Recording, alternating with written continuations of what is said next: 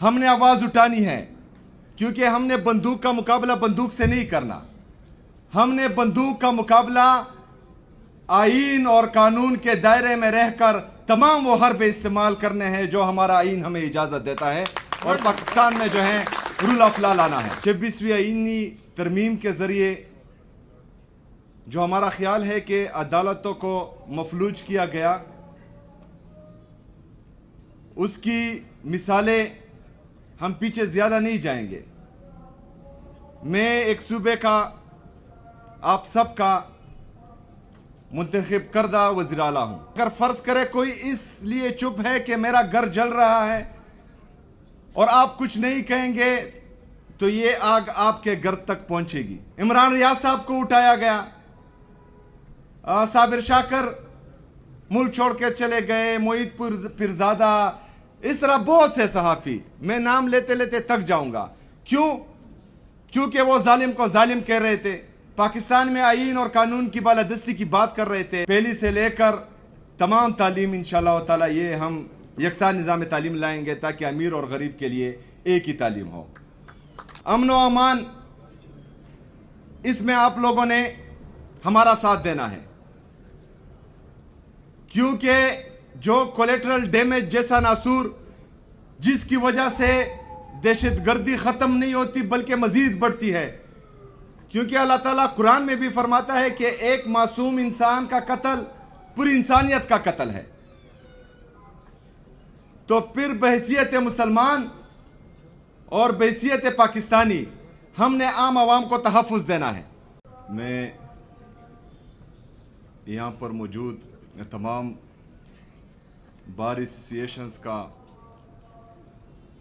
اپنے بڑے قاضی انور صاحب کا، ایڈوکیٹ جنرل شاہ فیصل بھائی کا، اور ان صدور کا بار ایسوسییشن کے، ان کے کیبنٹس کا، تمام وکلاء کا انتہائی مشکور و ممنون ہوں کہ انہوں نے آج مجھے مدعو کیا اور یہاں میرے لیے بیٹھے ہیں. کل جو ہے ایک نیوز میں سن رہا تھا کہ میں یہاں پر کچھ الیکشن کے سلسلے میں آ رہا ہوں، لیکن حقیقت یہ ہے کہ یہ الیکشنز، یہ سیاسی پارٹیاں، یہ نظریے، یہ ہر بندے کا اپنا اپنا ہے اور وہ چلتا رہے گا. لیکن یہاں پر ہمارا یا میرا بنیادی مقصد جو پاکستان میں رول آف لا اور سپرمیسی آف کانسٹیٹیوشن کو روندہ جا رہا ہے، اس کے سلسلے میں آپ لوگوں کے سامنے یہاں پر آنا پڑا. اور یہاں پر میں صرف اور صرف میرا واحد مقصد وہی ہے کہ میں یہاں کھڑا ہوں. میرے معزز وکلاء صاحبان، اگر میں آپ کو قانون کا درس یہاں دوں تو یہ زیادتی اس لیے ہوگی کیونکہ آپ کا فیلڈ وہی ہے.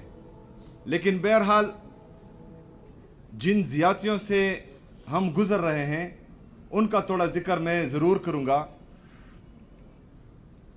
26ویں آئینی ترمیم کے ذریعے جو ہمارا خیال ہے کہ عدالتوں کو مفلوج کیا گیا، اس کی مثالیں ہم پیچھے زیادہ نہیں جائیں گے. میں ایک صوبے کا، آپ سب کا منتخب کردہ وزیر اعلیٰ ہوں، چاہے جس بھی پارٹی سے ہوں. یہاں پر ہمارے کافی دوست مختلف پارٹیوں کی لائر فارمز بیٹھی ہیں، لیکن میں یہاں پر جو ہے لایا گیا نہیں ہوں، میں منتخب ہو کر آیا ہوں اور الحمدللہ ایک جمہوری طریقے سے آیا ہوں.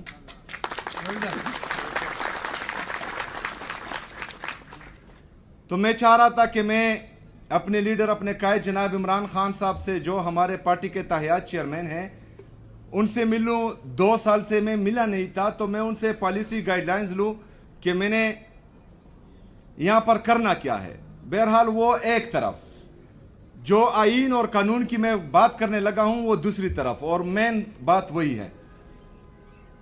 میں نے بحیثیت گورنمنٹ اپنے صوبائی ہوم ڈپارٹمنٹ سے کہا کہ آپ پنجاب کے ہوم ڈپارٹمنٹ اور وفاق کو لیٹر لکھے کہ میں ملنا چاہ رہا ہوں.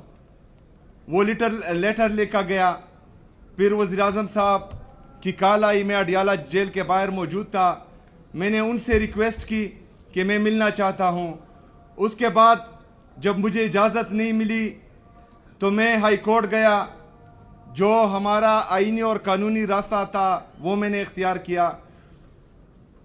وہاں پر 3 ججز بیٹھے, انہوں نے یہ آرڈر دیا کہ مجھے ملایا جائے. سپرڈنٹ کو کہا, جیل کے سپرڈنٹ کو, کہ ان کو ملایا جائے. تو میں ہائی کورٹ اسلام آباد سے لے کر اڈیالہ جیل تک گیا اور وہاں پر ایک حوالدار نے مجھے روک دیا. یہ اگر فرض کرے کوئی کہے کہ یہ ایک سیاسی پارٹی کی یا ایک وزیر اعلیٰ کی کمزوری ہے تو یہ آپ کو غلط گائیڈ کیا جا رہا ہے.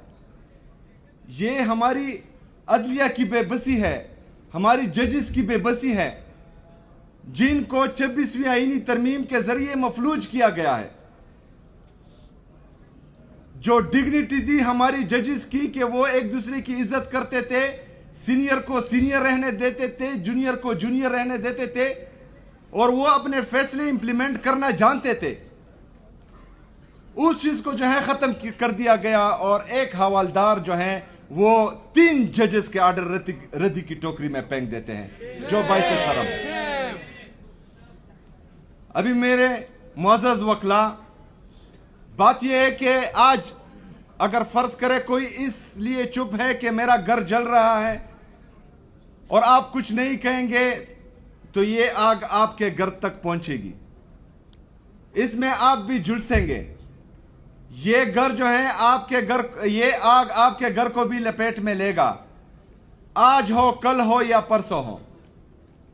جسٹس وقار سیٹھ شہید, ارشد شریف شہید, اس طرح کے ہمارے بہت سے ججز صاحبان, صحافی برادری, وہ ہمارے سامنے ہیں. ہم ان پر چپ رہے.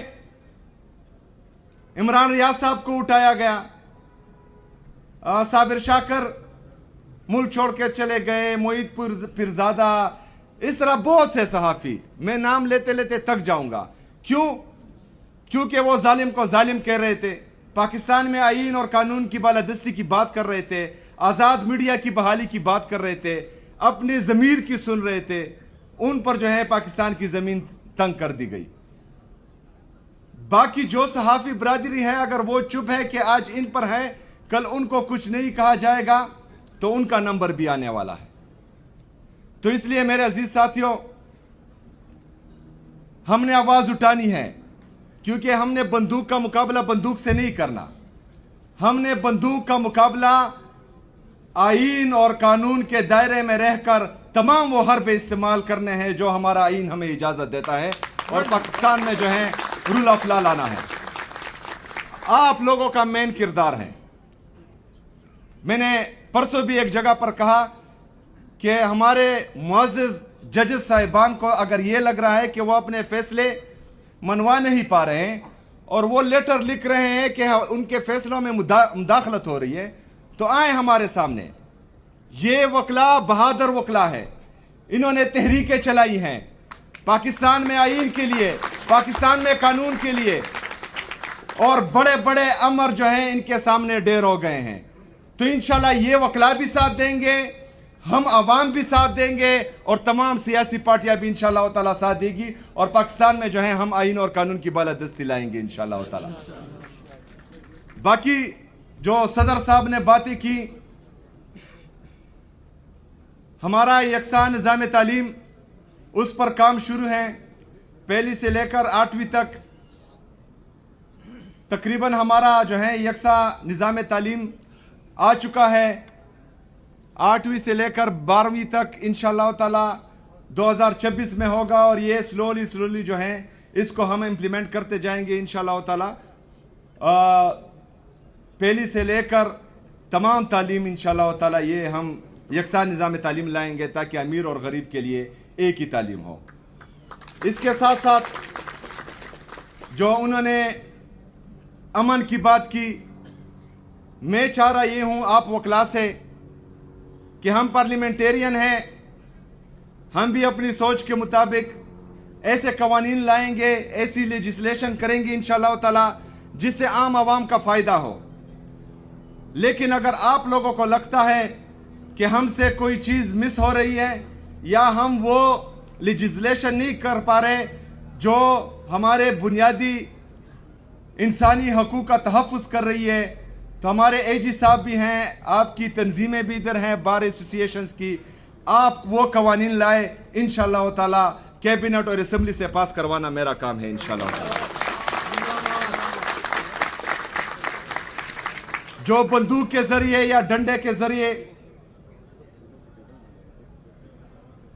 آئین کے ان آرٹیکلز کو روند رہے ہیں جس میں ہم نے عام عوام کو, اپنی میڈیا کو, اپنے وکلاء کو, اپنی جوڈیشری کو تحفظ دیا ہوا ہے, تو انشاءاللہ تعالی اس قوانین کے ذریعے جو ہیں ان کو ہم مزید سخت کریں گے اور اس کے امپلیمنٹیشن کو یقینی بنائیں گے انشاءاللہ تعالی. اس کے ساتھ ساتھ